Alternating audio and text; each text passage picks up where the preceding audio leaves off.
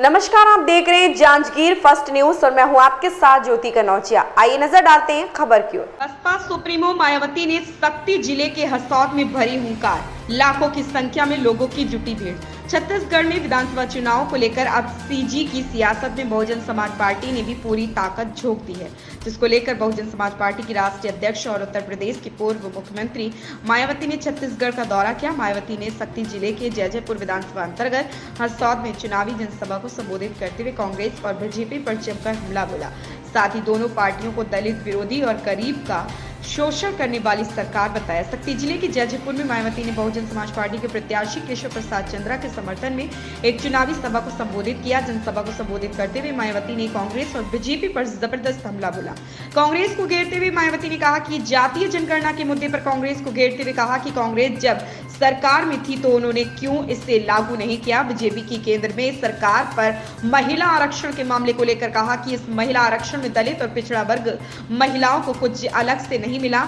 दोनों ही दलों को उन्होंने पूंजीपतियों और जातिवादी संकाय वहीं दलित वर्ग और अन्य गरीब शोषित लोगों को लेकर कहा कि आपको लुभाने के लिए कई तरह के हथकंडे या पूंजीपति की सरकार अपनाएगी, लेकिन आपको झांसे में नहीं आना होगा, सावधान रहना होगा।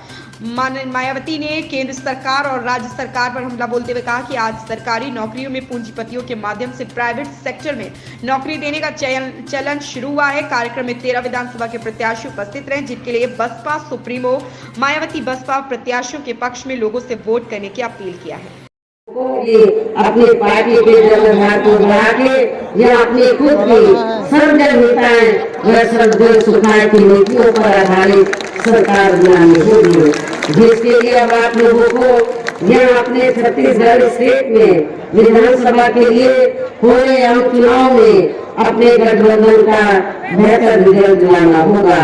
और इसके लिए आप लोगों को वोट पड़ने तक यहाँ की सत्ताधारी पार्टी व अन्य सभी विरोधी पार्टियों के साम दाम दंड भेद आदि हथकंडों से भी जरूर सावधान रहना है।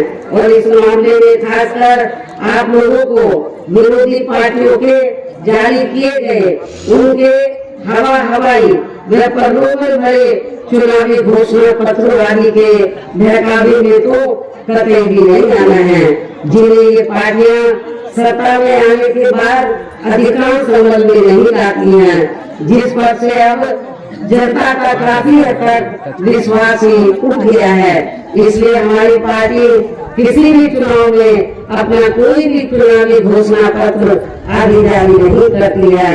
वैसे भी हमारी पार्टी कहने में बहुत कम बल्कि कार्य करके दिखाने में ही ज्यादा विश्वास रखती है। अर्थात जो कहती है तो उसे करके भी दिखाती है, और ये सब हमने उत्तर प्रदेश में करके भी दिखाया है। इन्हीं जरूरी बातों के साथ ही मेरा यही कहना है कि आप लोगों को अपने खुद के व अपने छत्तीसगढ़ प्रदेश के भी हित में यहाँ अपनी पार्टी बीएसपी व हमारे सहयोगी पार्टी गोंडवाना पार्टी की ही मिलकर सरकार बनाना बहुत जरूरी है। तभी सिर्फ यहाँ आपके प्रदेश में परम पूज्य बाबा साहब डॉक्टर भीमराव अम्बेडकर एवं मान्यवर श्री काशीराम जी तथा आदिवासी समाज के भी सभी महापुरुषों व गुरुओं आदि का भी सही सपना साकार हो सकता है, जिन्होंने कदम कदम पर अनेकों कष्ट झेलकर अपनी पूरी जिंदगी यहाँ खासकर कमजोर एवं उपेक्षित वर्गों के लोगों को अपने पैरों पर खड़ा करने के लिए समर्पित किए हैं।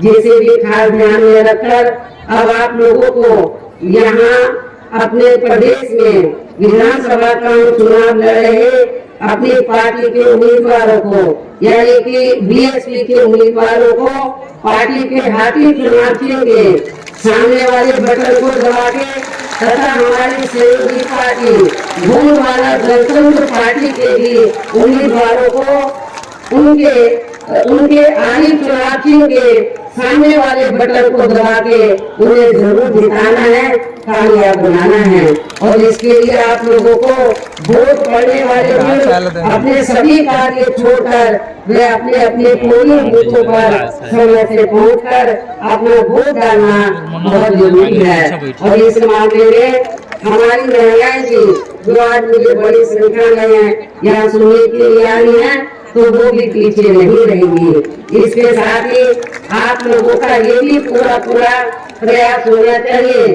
कि आपकी अपने दोनों पार्टियों का एक भी वोट पड़ने से ना रह जाए। इस खबर में फिलहाल इतना ही। बने रहें जांजगीर फर्स्ट न्यूज के साथ।